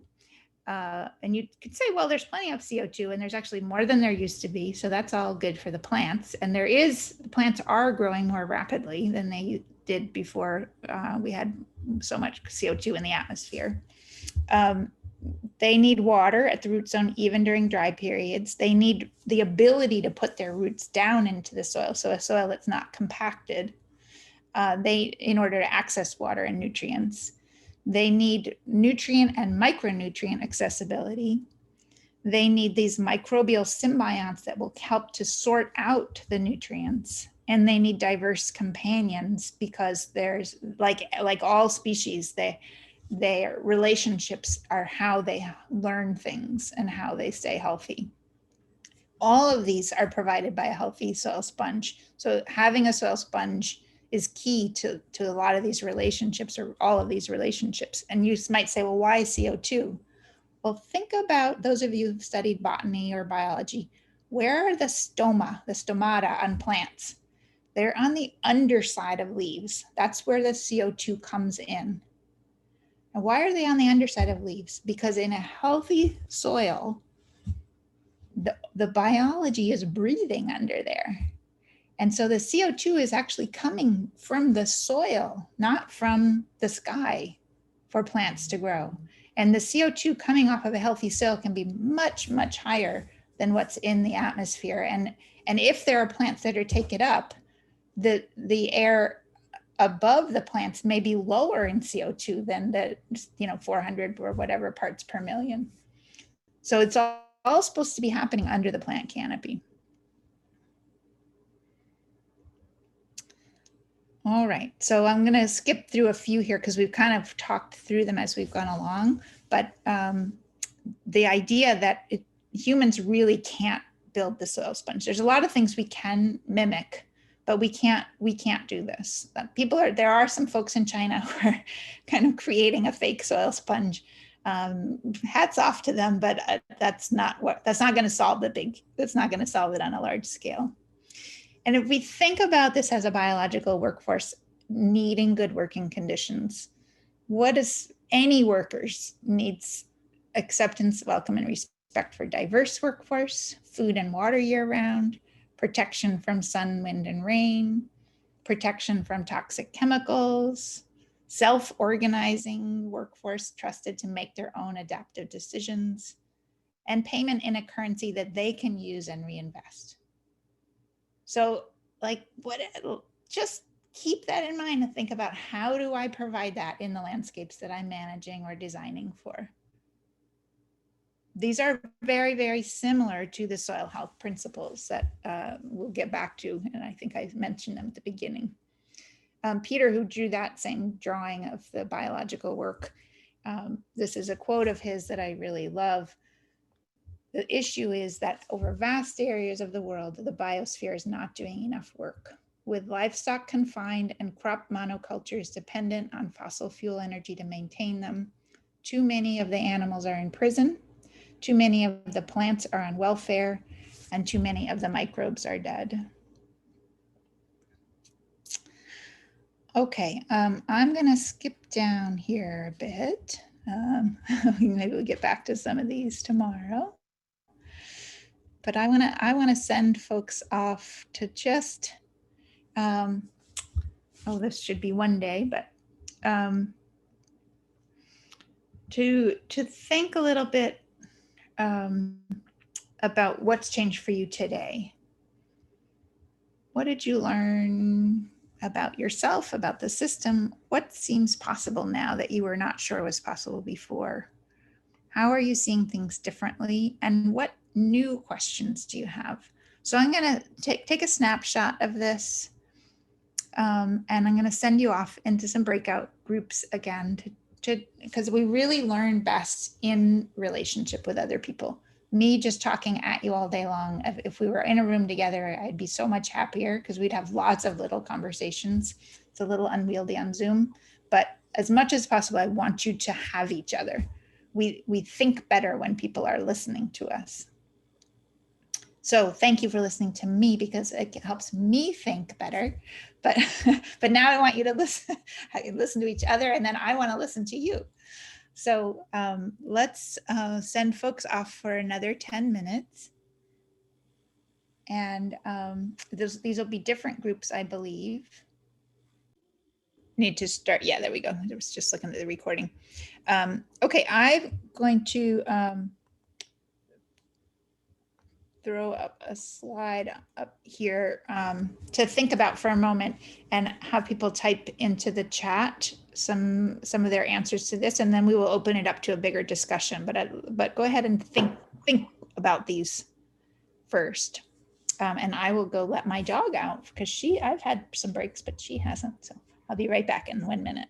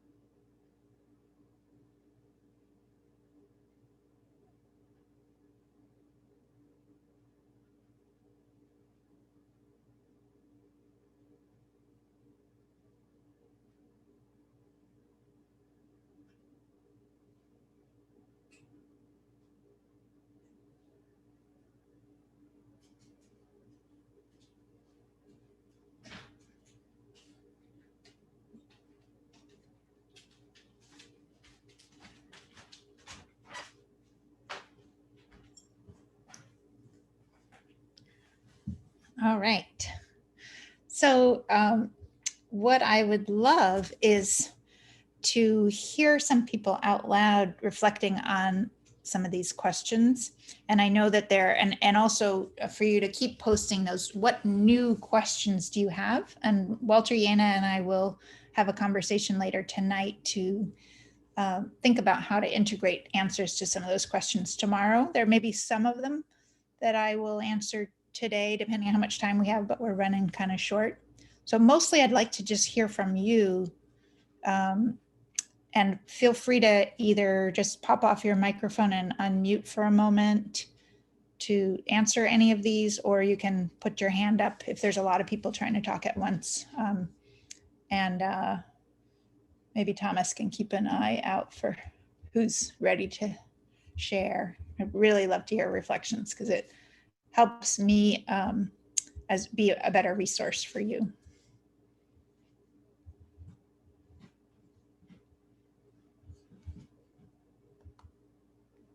We have a shy group here.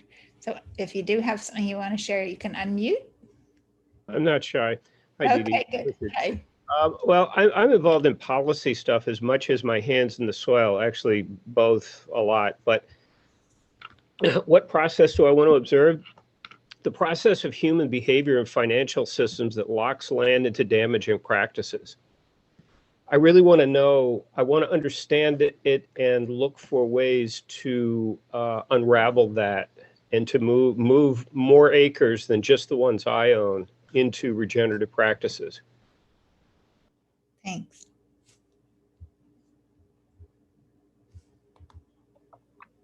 I would just add to that,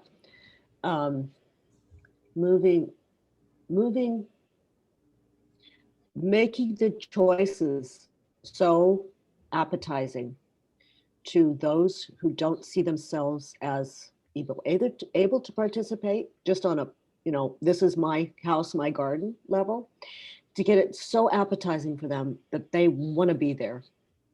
So I have clients with huge acreages of lawn.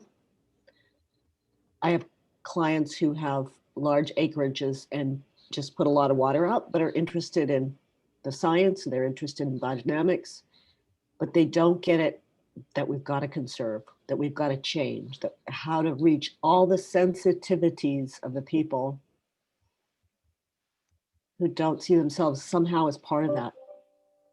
Those are my clients, almost the whole spectrum, small, large. How to make that so appetizing, they just can't resist. That's such a good word, appetizing. I love that. Thank you. Thanks. And We're also, trying. Didi,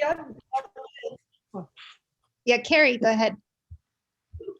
yeah, what's actually involved when you say just stand back and let nature do its thing? It's obviously not really standing back and let nature do its thing, because what I see happening outside through creeks and erosion and all that sort of stuff. So what do you mean by that? Yeah, I think we have a very important role to play. It's not a matter of getting out of the system or removing ourselves. It's how do we create the conditions in which nature can do its thing, and what's a meaningful way for us to participate so that we are part of regenerating life as opposed to part of the problem.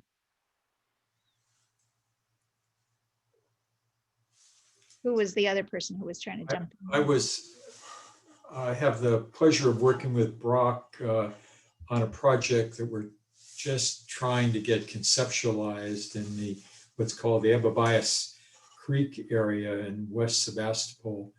And it's an area where we really need to tend both the watershed and the fire shed. A lot of water off hardscape that's led to a lot of erosion and flooding downstream. So we really have some work to do. And the question, one, in light of what you said earlier, is how do we motivate people and get them involved? One of Brock's disciples suggested Kiss the Ground, which is a wonderful piece that has had a lot of impact on the people who've seen it. Didi, the kind of thing you presented today on a more technical, operational level, we need to see that summarized in a way that we can use it to recruit neighbors who don't want to get into the weeds, so to speak, but need to really see the justification. How is this kind of regenerative work worthwhile investing in? And how will it impact the things people care about the most, which is, we're in areas on wells, the water table gets everybody's attention, especially with water, with rain so erratic as it's been recently. And the fire shed here is critical because we've been devastated in California. And people love the idea of tending the environment and doing our part. So how do we recruit people, and what are the best sources of inspiration? Like Kiss the Ground, it's a great piece. And what else is out there that would be inspiring for people?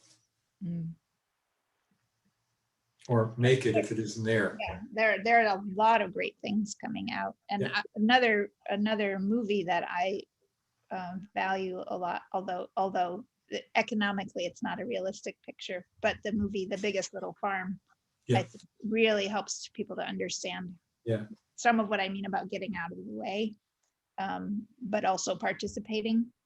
And that actually has a really interesting fire story right embedded in the movie too. So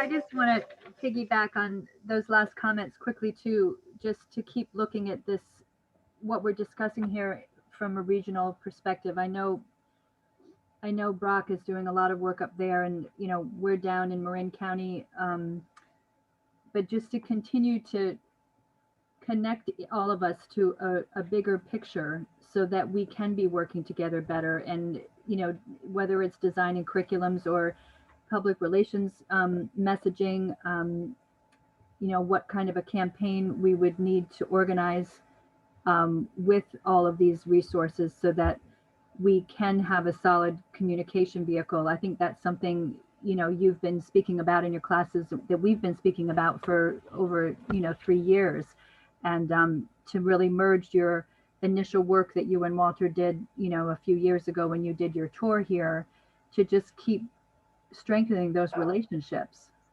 and that's what I keep seeing, is how do we keep connecting ourselves with county by county so that we can present something, to folks that's really solid and cohesive, that's going to be able to get some traction. That's all. Yeah, thanks, Maureen. And a number of people are mentioning Brock Dolman's name, who I think is still here with us at the Occidental Arts and Ecology Center. And they're doing tremendous work right in your neighborhood. So I would really suggest, if you're not connected to them and haven't seen their materials or haven't visited to see what they're doing, to get in touch. Maybe Brock can post a link in the chat there. And I know their projects are expanding soon as well. And Maureen was also mentioning classes. I wanted to just put this out there, that next week at what would be lunchtime for those in California, it'll be your noon to 1:30, Monday through Friday. I have a much longer version of this workshop that I will be teaching. And those are the websites. Maybe someone can plop those into the chat as well, where you can find out about this course. And the last group of people that took this course, a number of them we are starting a 6-month experiment of a every other week gathering to start a real community of practice that is working with frameworks like we did a little bit today, working with embodied memory experiences of how do we learn and understand what biology is doing around us, working on mutual resourcing, so a much deeper way of connecting than what we did in the breakout groups, but how do we listen so that we can, so that those around us can think better. Putting a framework between us to look at, like those levels of viewing a system, or lots of other kinds of tools that we can use, technologies for asking better questions, upgrading our thinking, and having more meaningful relationships with the natural systems around us. So this course is an entry point. You can take it on its own, but you can also use it as an entry point to this 6-month community of practice that we're going to try out, and that I'm hoping will become an ongoing community. But given all the wildness of the world, I'm just figured we'd start with 6 months and see where we're at. But I hope that some of you will join that. Didi? Yes. It's Deb. I just wanted to mention, because you mentioned it, that to let the group know that you and Walter are going to be taking a look at, we've seen some amazing questions in the chat, and I don't know how much time we will have today to get into that, but that you mentioned to me during the break that you would be reviewing those with Walter and discussing that and sort of developing some of what you're going to talk about tomorrow. So I want to let everyone know that's going to happen and encourage folks to tune in tomorrow. Yes, and so please do, as we're closing out here, please do type, what are your new questions? What are your, to try to really think bigger. And I think a lot of the issues that we see in the world are because we're asking the wrong questions. And to me, that's always my goal is after learning something, to be able to ask a better question at the end of it. And to invite other people into asking better questions, and so that we all are answering those questions together and not leaving it up to the so-called experts. So that we get out of this kind of like who's to blame for this problem and get into everybody taking responsibility for being fully immersed in the living systems around us, fully participatory.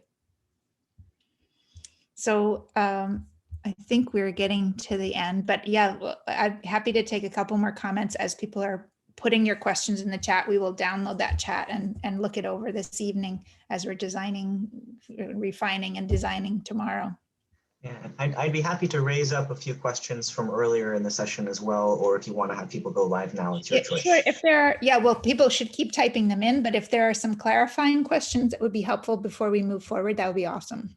Yeah, I thought a good one was a curiosity about with native plants that are local to the area, if they can feed the soil structure more efficiently, like how our native flora and fauna get more nutrition from native plants. So it's a great question, and there are I think there are two levels to that. That there is the level that I spoke at before, that what can grow is what will grow. So along our sandy roads here, poison ivy comes in first. If you've put sand and salt on the road, that's what's going to grow. And that poison ivy is working as a band-aid until the soil can heal. And then if the soil gets too rich or less salty or whatever, then other things will start to grow.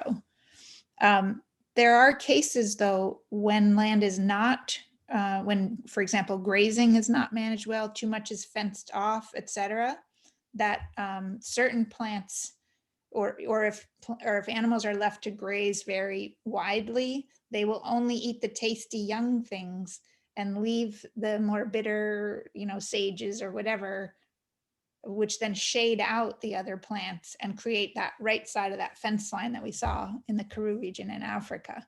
So that's how land desertifies quickly, is if animals aren't moved through quickly, if things aren't eaten in a natural way, then certain plants will take over, but they're not really, it's more just that they haven't had enough interaction with other life. So it's not really their fault. It's more like, what are we doing to the land that's making that part of the ecosystem so necessary, or not allowing other things to grow. So if I let my children just eat what they want, the cupboards would never have marshmallows and cookies in them, and they would always have, liver and onions. But that doesn't mean that liver is an invasive species in my house. It means that we're not grazing fully through the food stock. So Thank you. A lot has come up, as you said, about fire as well. And I know we had a very helpful answer from Mimi in the chat about the master gardeners and their work with fire. But do you want to talk at all about mulch and how beneficial it can be and how to kind of weigh that, or is that more something Walter might talk about tomorrow? That's not something I'm going to answer well. So yeah, but let's keep that one in there. Yeah. So I think what I did say is we want the microbial ecologies there that can keep the mulch decomposing so that it doesn't become just part of the problem. A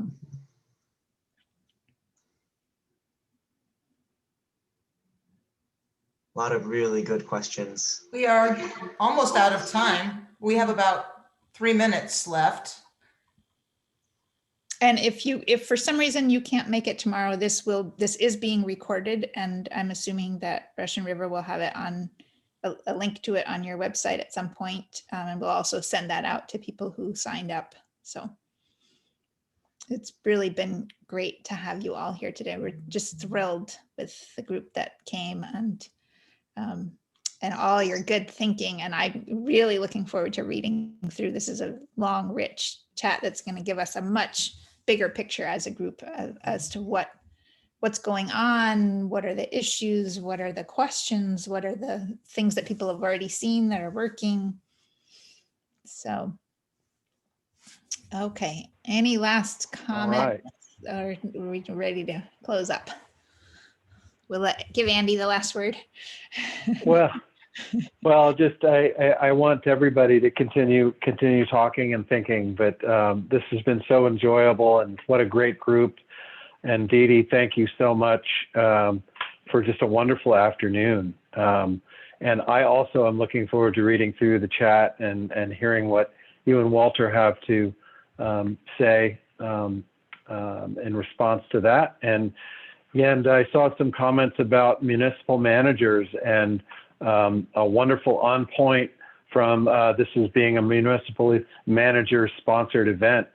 So information that we can bring back, we're doing the information ecosystem there. But so thank you very much. Thank you, Didi, and everybody for being here, and Santa Rosa for helping to do the technology, and Sonoma Water for doing the back pieces to it. The Russian River Watershed Association greatly appreciates everybody's input and look forward to more conversation.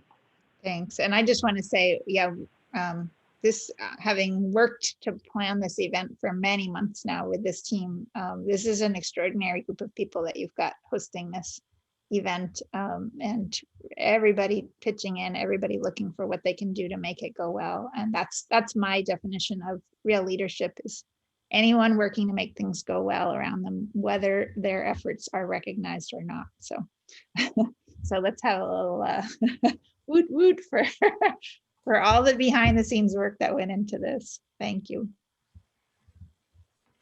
We look forward to seeing you all tomorrow. Thank you, everybody, for joining us today. Have a great rest of your day. Thank you. Thank you, everybody. Thank you. Thank you. And team, I suggest that we close out the meeting and then rejoin if we can. Just have a quick